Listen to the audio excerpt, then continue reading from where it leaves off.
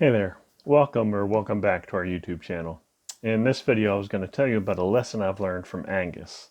Now, Angus is our 9-week-old puppy that we just bought. We've had him for about 2 weeks. He's named after Angus MacGyver. I know the name sounds kind of strange, but it fits. He looks like an Angus.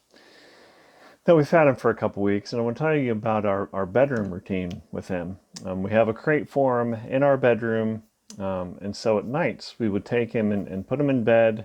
And then we would go, my wife and I would go, and we'd brush our teeth and do all the other, bedroom routines you have to do while you're getting ready for bed.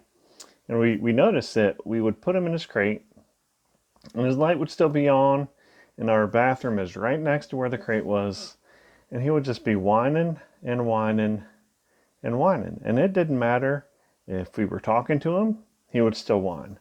It didn't matter if I was still in the bedroom from time to time while Naomi was finishing getting ready. He would still whine even if I was laying there looking at him, talking to him. He would still whine if she wasn't in the room. And it just made me think, like, we're right here. You hear us, you just can't see us. I don't understand why you're whining.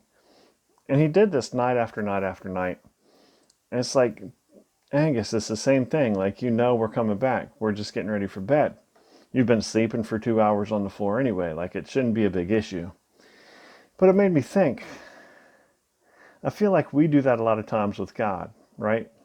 Like, he's right there, and he's even talking to us, but we can't see him. So we feel like he's abandoned us.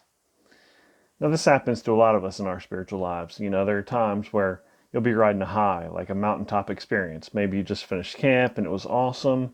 Or maybe you just had a really great worship experience, mission trip, and you just feel as close to God as you've ever been. You just feel like you're talking to him and he's responding, and you guys are really in a tight relationship. But there are also valley experiences where you feel like you're praying and your words are just bouncing off the ceiling. Or you're reading the Bible and it's just ink on a page and it doesn't hit you at all. And you're like, God, where have you gone? Why have you abandoned me? Like, I'm trying to reach out to you and I just don't feel you coming back.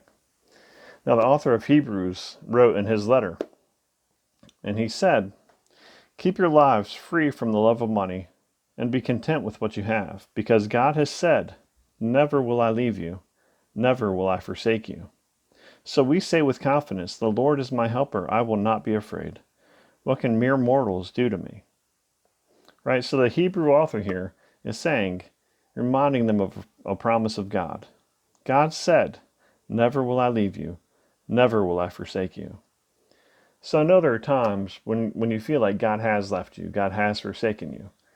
But I just want to encourage you today, even when you feel far from God, even when you feel like you're trying and God's just not responding, have trust in God. Be confident in God. He has not forsaken his promise, and he's not forsaken you. He's promised, never will I leave you, never will I forsake you. See you later.